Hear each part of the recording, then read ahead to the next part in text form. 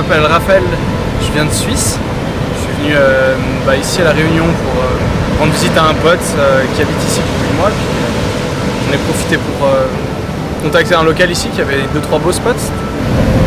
Du coup on est là sur le cap Méchant, on va répéter une belle ligne que Kevin avait déjà mis là-bas. Ça fait pas très longtemps que j'ai commencé à Slackline, ça fait 1 an et demi.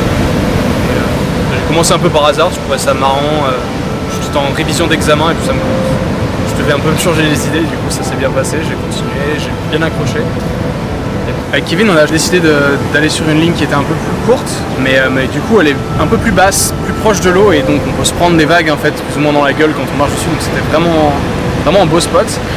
Donc on a un petit peu une ligne assez spéciale après mentalement parce qu'il y a vraiment des grosses vagues, ça bouge dans tous les sens, de temps en temps l'eau va taper contre le rocher et puis on se retrouve à avoir carrément de l'écume qui te revient au niveau du visage et c'est assez incroyable. Et c'est pas anodin comme ligne. D'habitude, sur cette distance-là, c'est plutôt facile à marcher. Là, il y avait quand même du challenge parce qu'on a, au niveau visuel, beaucoup de choses qui bougent et puis c'est magnifique. C'est trop beau ici, c'est incroyable. C'est une île qui a que du potentiel hallucinant pour tous les goûts, pour toutes les longueurs, toutes les hauteurs, toutes les expositions possibles. C'est vraiment magnifique.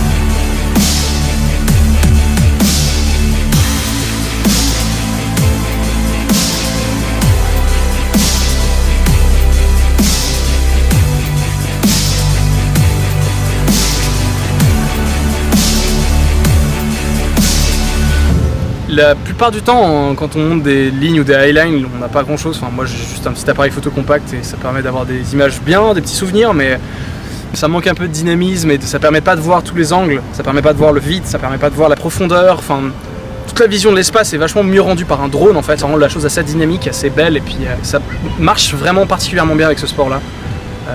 Même d'autant plus que les caméras embarquées sont assez belles, mais le drone c'est quand même un must dans la matière.